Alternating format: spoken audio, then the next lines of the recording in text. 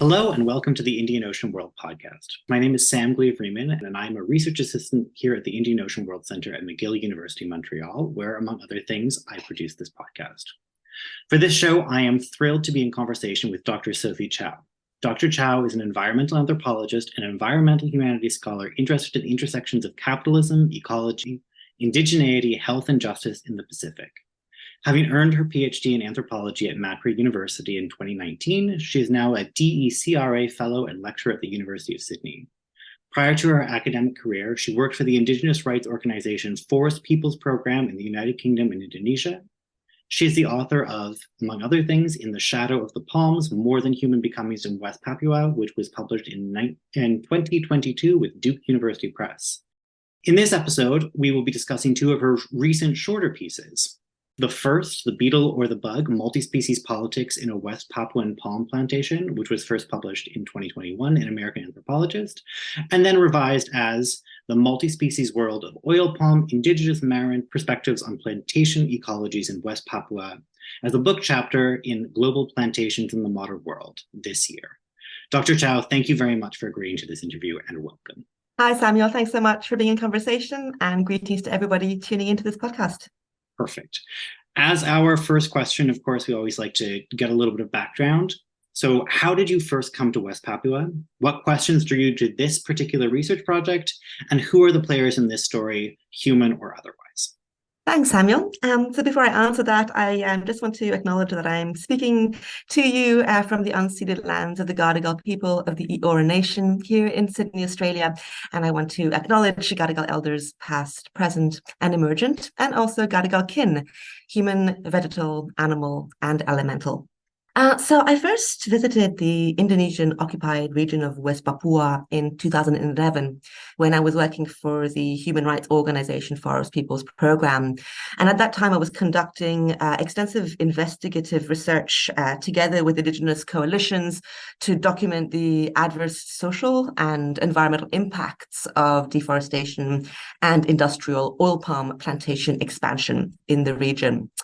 I decided to do PhD research and long-term immersive participant observation in West Papua because I quickly came to realize that the human rights discourse or the human rights framing that we were deploying in this land advocacy didn't quite do justice to or didn't quite capture the complexity, the nuance, and the textures of how Indigenous marine peoples themselves understood relationships with the natural world, with the environment, and with its diverse human and more than human protagonists. So I went off and did 21 months of fieldwork in 3 different Papuan settlements on the border with Papua New Guinea. And the players in the stories that I was entrusted with, that I was privileged to learn in the companionship of my Papuan friends are multiple, and they're more than human. They include Indigenous Papuan communities, particularly the Marined peoples whom I was working with, but they also include Indonesian migrants who have settled in West Papua. They include plantation laborers and workers. They include the Indonesian government, the military, and also multinational conglomerates. And then they also include a whole array of non-human critters, your oil palms, your plantation parasites and mutualists, your native plants and animals, your elements, your climates, your atmospheres, all of whom are actors and are protagonists because they are perceived by Marined as beings and persons in their own right, as subjects of justice, and as consequential world makers and unmakers on this emerging plantation frontier. That's wonderful. I love how you phrase things as critters. I love that terminology, and you use that in your writing as well. So I guess as a follow-up question, I was wondering if you could explain who are the beetle and the bug in the title of the earlier version of this paper. What are they doing on the palm plantations, and how do your Marined informants relate to them? Sure. So the title of the article draws on 2 particular organisms who were often pointed out to me by my Papuan friends as we would be walking through plantations or more often trespassing plantations, given that these are privatized corporate natures now. The beetle refers to the rhinoceros beetle, or Oryctes rhinoceros, which is a prevalent parasite of the oil palm plant. It can cause rampant epidemics. It buries into the front funds, the fruit, the roots of this tree, and it can bring down hundreds of palms in a matter of weeks. So it's a real nightmare for many of these palm oil operators. The bug refers to the yellow assassin bug, or Cosmolestes ptypceps, which many of my marine friends describe not as an enemy of the oil palm, but as its friend. Why? Because this is an animal, an insect that eats the larvae of the rhinoceros beetle, and in doing so actually shields or protects the cash crop from the devastating impacts of the beetle as parasite or enemy. So these two sort of actors symbolize or index two different kinds of relationships across species lines, right? One parasitic, one mutualist, each of whom is either lively or lethal, either sustaining the growth of this plant or undermining it. And these symbiotic relationships in turn bear profound moral and political significance for marine themselves. Those who are working in the plantation sector are charged with killing the beetles and protecting the bugs, right? At the same time as they see the beetle or the parasite as undermining the life of a plant, oil palm, that is itself undermining so many aspects of marine's traditional life world and relationships to a rapidly changing environment. So that's where the significance of these two critters comes into play, right? It's in the ways in which they amplify or replicate or resonate with marine's own conflictual relationships with plantations and oil palm as bearers of hope and possibility, but also as highly destructive and ravagous capitalist natures. That's all so wonderful, and there's a couple different directions that I want to go from that. But first of all, could I just draw attention to the anecdote that you begin both of these versions of this paper with? It's an encounter not with two species of insect, but with two species of fungi. Can you speak to that a little bit too?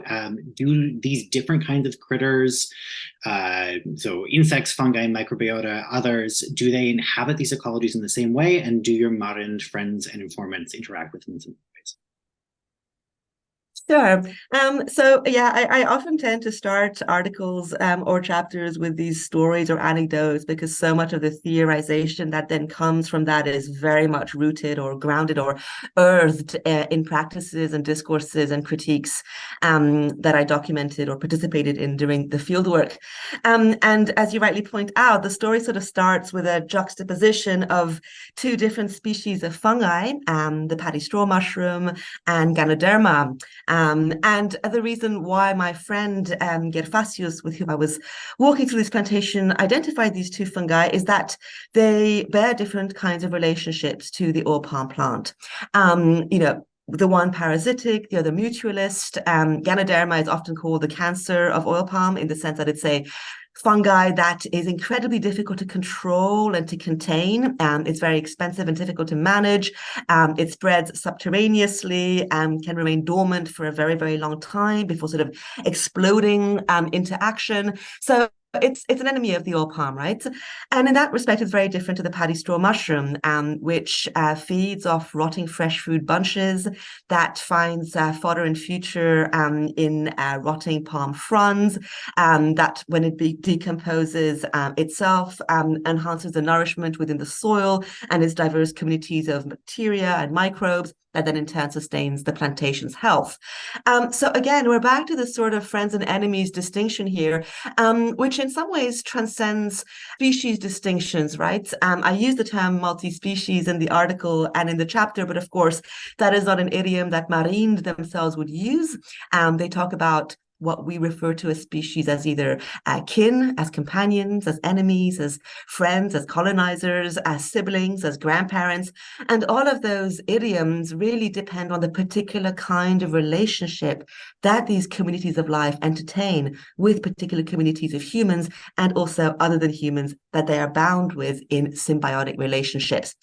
So one of the biggest challenges in thinking through these fungi and also the beetle and the bug was, how do I convey those Indigenous taxonomies of life, whilst also bringing to the fore the species-based idioms and categories through which the reader might be able to apprehend these critters, and how do we sort of think through the distinctions between scientific, cultural, affective, ethical, and political ways of classifying life through their relations to differently situated humans. I That's perfect, because I also wanted to follow up on exactly that point. I was really struck when I was reading your writing, how you center the Marind discourse of friends and enemies, but also use sort of Latinate scientific terms like parasite and mutualist and symbiosis and things like that. How do you work with these two systems together? What is the significance of the Marind discourse here, and how neatly can we translate their taxonomies into English? Thanks, Samuel. That's a really brilliant question. And it's one that, keeps me up at night in all kinds of necessary ways, because it touches on a much broader sort of question of the politics of knowledge production and representation, right? And that's sort of labor of translation and the slippages that can occur as one tries to navigate across different epistemologies or ways of knowing, right? And avoid imposing, one particular epistemology over another, which would then, of course, replicate exactly the kinds of epistemic hierarchies that are at the core of so much of the plantation logic. So in this instance, the language of mutualist and parasites was one that many of my marine friends themselves used, particularly those who are now working in the oil palm nexus in the capacity of fresh food harvesters or pesticide sprayers and so forth, right? So they have learned this sort of agronomic lingo, and they themselves identify resonances with the ways they might describe these species as either friends or enemies. So there's an interesting kind of overlap at play here. One of the spaces where an important distinction comes to light, however, is when it comes to this question of symbiosis, right?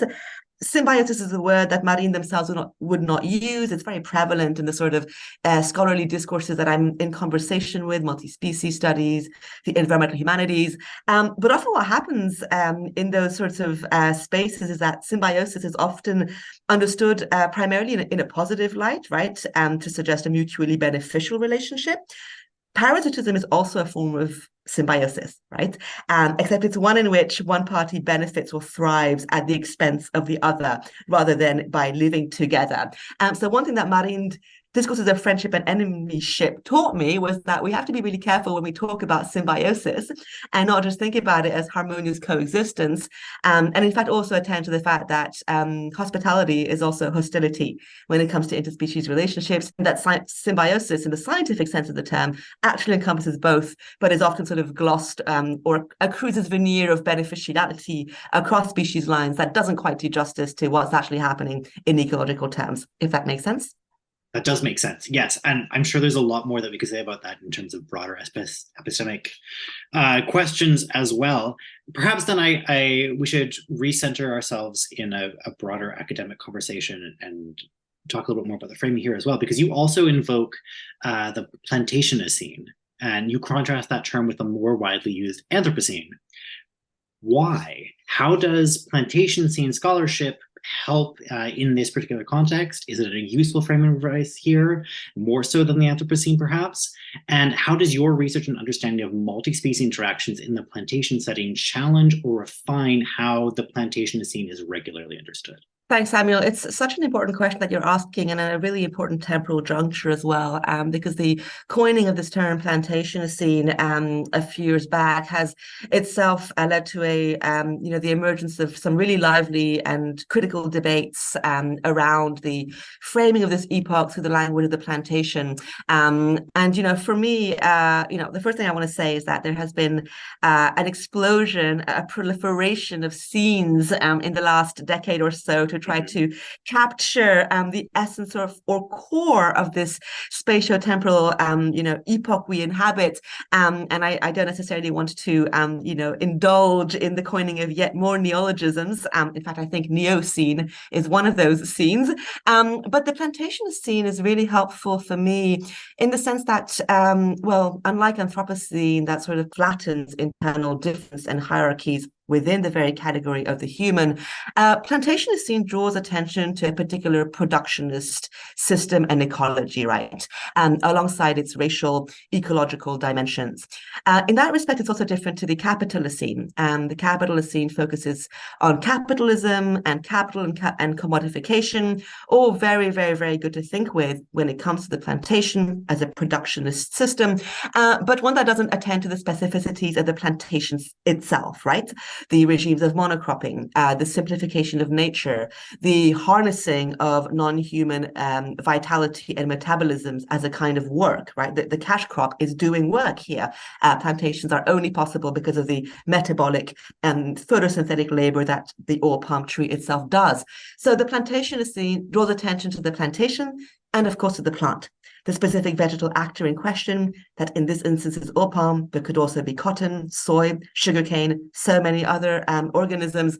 And in that sense, I feel that it opens face to think about questions of race and capitalism and human exceptionalism, but also to make space for the agentivities and the materialities and the life histories, the biographies, if you wish, of plants themselves as world makers, as world unmakers, as entities that travel, as commodities, as plants and products. And all of that, for me, enriches the way we understand capitalism as a generic form through attending to its specificity across time and space.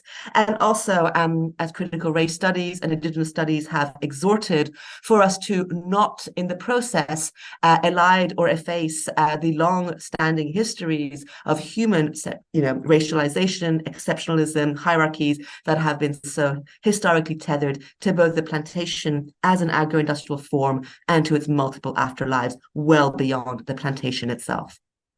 I really appreciate that. I appreciate in particular how you leave open the possibility of multiple temporalities. I think that's important here as well. But if we're talking about temporalities, can we talk briefly in both of these, the versions of these papers, you speak briefly about earlier history in West Papua, so earlier colonial projects back to the beginning of the 20th century and the period of Dutch occupation. I wonder if you could speak a little bit more to our audience of primarily historians, a little bit more about these earlier projects and historical memory in this place and in this period. Does oil palm cultivation differ from these earlier projects? And how do the Maorin people remember this earlier history? Thanks, Samuel. So while the sorts of oil palm plantations that I've been researching have only really started to spread in Papua in the last decade, really since 2008, the global food, fuel, and finance crisis. There is a much longer history of agribusiness development in the region, which, as you said, dates back to the Dutch colonial occupation and was then amplified or accelerated following Indonesian occupation. So in the sort of early 20th century and up to the mid 20th century, many of these projects were focused on rice cultivation, paddy fields, as well as peanut cultivation and various tubers and legumes. They tended to be established more along the coastal areas of Papua, so not in the hinterlands where I conducted most of my fieldwork, a region that long evaded the gaze and control of colonial agents because of the swampy, marshy sort of terrain that we're talking about. And a lot of these projects were relatively small in scale, right? Nothing like the 200 to 300,000 hectare size concessions or plantations that we're seeing today, and that often operate not on their own, but rather as part of a much broader mosaic or patchwork of different extractive industries, right? So you'll have a 300,000 hectare plantation that is nested amidst a mine, a pulp and paper plantation, a rice cultivation scheme, right? This is like patchy landscapes of extraction, to borrow Anna Singh's term. But there have been some important legacies from these earlier agribusiness projects, even if they were remote from where I was working and much smaller in scale. One is the introduction of non-native species into West Papua, right? So, for instance, rice, peanuts, more recently oil palm, species that are meaningful to Marin because they don't quite have a place within their indigenous multi-species cosmologies, and were often described as colonizers in the very same way that their human agents were also described as occupiers, right? Beings who are taking over land and are not forging mutually beneficial relationships with the pre-existing custodians and inhabitants or dwellers of these Papuan territories. Another way in which these earlier projects bear ongoing legacies is through the way that they shape marine temporalities, right? So temporalities in the sense of the particular ways in which marine themselves understand time, its passing, and its relationship, across space and across community. And one of the most prevalent ways in which people sort of classify time is through a series of episodic ruptures in time that have, over time, actually undermined the ability of time itself to move forward. So there's kind of a sense of a slowing down, a grinding down of time. And time here is not this abstract sort of linear arrow. It's something that's embodied. It's material, right? Time can be read in the landscape. It's inscribed in species. You follow it through the movement of waters and clouds and organisms in the landscape. We are talking about a very, very concrete, physical sense of time here. And people will talk about time as, through episodic ruptures, the arrival of the Dutch missionaries, for instance, under whose presence so many of their multi-species relations and spiritual worldviews were recast as backward and primitive. Then the occupation by Indonesia in the 1960s, which saw the massive theft of sovereignty over land, bodies, and futures, and the denial of, free, prior, and informed consent when it came to independence and autonomy. The latest episodic rupture for many marine is the arrival of oil palm, a plant that is very much seen to sever the relations in time and space of marine to their native plant and animal kin, one that is said to eat the land and devour the river waters, one that is said not to know how to forge good relations with the beings whose territories it occupies. And all of that has sort of led to a cumulative sense that the present moment is one in which time has come to a stop. And this is the way that many marine would describe the present juncture, right? Time is no longer advancing. And in fact, the particular futures that are being imposed on marine are not theirs to control, right? They are progressivist, developmentalistic, modernistic futures that are so often tethered to the plantation project. Oil palm is often called the tree of hope in government and state rhetoric, this plant that will supposedly, purportedly bring progress to marine peoples, and which, of course, in doing so, recasts the intimate and ancestral relations and practices that they have always sustained as primitive and in need of, salvation. So those are some of the many ways in which those legacies of capitalist incursion and developmentality continue to shape Indigenous ways of perceiving and inhabiting time and also its ruptures. Yes, that's fantastic, and it obviously links back to our discussion with the Plantationocene in some really key ways, especially the plant in the Plantationocene, which I'd never thought of before. I suppose then one final question before our final question is about how you end both versions of this paper, where you explain that a certain cover plant that was introduced on the oil palm plantations ended up going rogue and forcing several operations in the area you were researching to close. Can you explain in more detail what happened? Any update since the time of publication? What are the implications for your research? And did these events inform your revisions when you were coming to the second version of this paper? Sure. So I end the piece with this sort of coda of sorts, which is both a closure and a sort of opening. And the central protagonist here is Mucuna bracteata, which is a weedy ground cover plant. I close or open perhaps with that anecdote because it's an example of a species that was in fact introduced by the oil palm operators as a beneficial species, right? And this plant grows at the base of oil palm trees, and in doing so, it helps the soil retain the moisture that the oil palm tree then requires in order to grow and produce fruit from which the palm oil is derived. So that's why it's a beneficial species. It retains that humidity and moisture. But what happened on this instance, and in many other instances that I documented in other plantations, is that Mucuna bracteata, which was once very much under the control and mastery of plantation laborers, suddenly turned the table on its human counterparts by proliferating in a way that was unexpected, that was uncontrollable. It made the plantation incredibly difficult to travel through, for trucks and fruit collectors to walk through. It started to reappropriate the moisture and water that it was once redirected to the plant for its own propagation. And so it became a really problematic species, and the operators had to resort to all sorts of more or less biological and organic, substances and chemicals to try to control its growth, and to little avail. So why end on the story? Well, because for many of my Papuan friends, there was a kind of hope attached to the unexpected actions of this plant that turned the table on the plantation, right? That subverted the plantation project and logic from the inside, not from the outside, right? It was once an ally, or so we thought it was, and then suddenly it started to do things that were very much sabotaging the agribusiness, vision and dream. So why is that significant? Well, because it suggests to some marine that, many of whom are now working in the plantation sector for lack of options and opportunities outside plantation systems in terms of employment, it suggests to them that even if one works within the architectures and logics of imperial capitalism, that does not necessarily mean that at some point or at some juncture in the future, there may still be possibilities for revolution, for resistance, for resurgence, for unexpected forms of guerrilla sabotage that can perhaps effectively exert more of an impact because they are unexpected and because they're happening within the infrastructures of capitalism, right?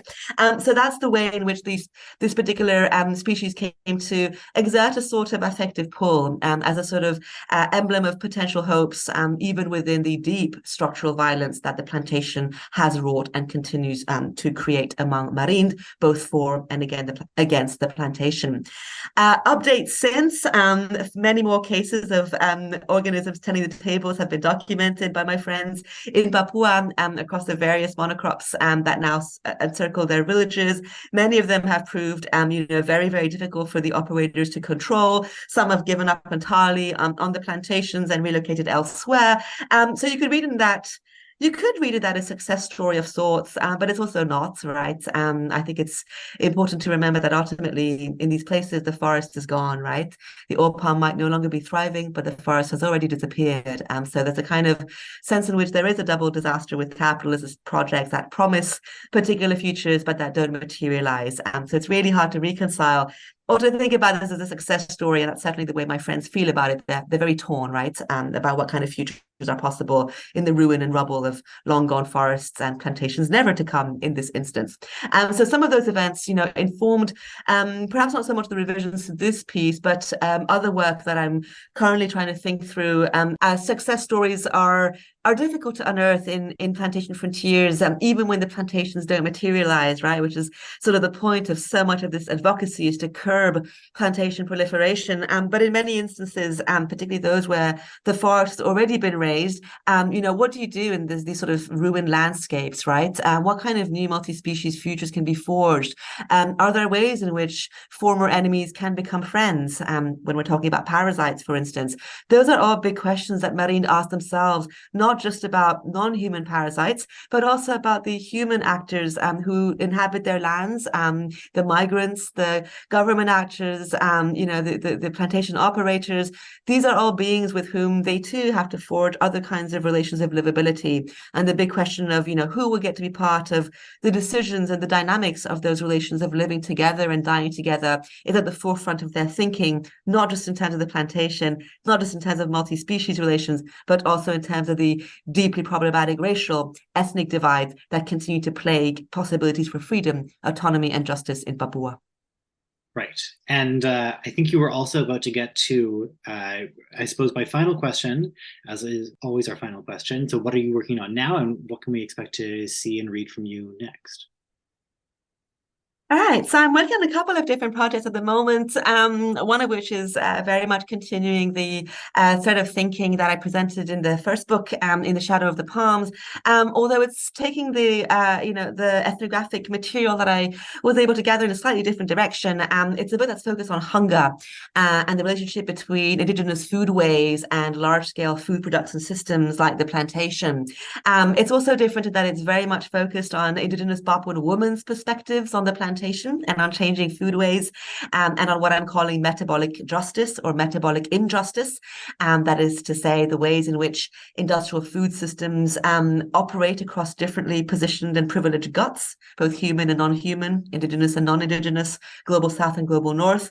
So it's a book about, it's an invitation to think about nourishment, what it means to eat and be eaten in this age of planetary unraveling, and to think about ways in which money can teach us other kinds of ecologies of obligation towards those who make our food possible. So that's one project. And I'm also working on a separate, closer to home topic here in Australia, which follows a thread of multi-species relations and multi-species justice that was central to the first work, but looking at it or transposing it to the context of human-wildlife relations in New South Wales, where I live, and focusing particularly on that emblematic Australian species that is the kangaroo, and trying to unpack some of the meanings and symbolisms and relationships that people here entertain with this cultural icon, which is at once, native biodiversity and political symbol, and also a problematic pest and targeted object of culling. So thinking through again relations of justice and violence, but closer to home.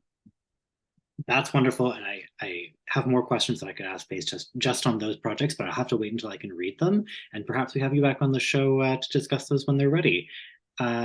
But for now, I just want to say thank you to you, Dr. Chao, for your research and for your willingness to come on and speak so candidly with us about it today.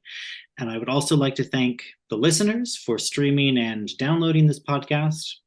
Once again, my name is Sam Gleave Riemann, and this is the Indian Ocean World podcast.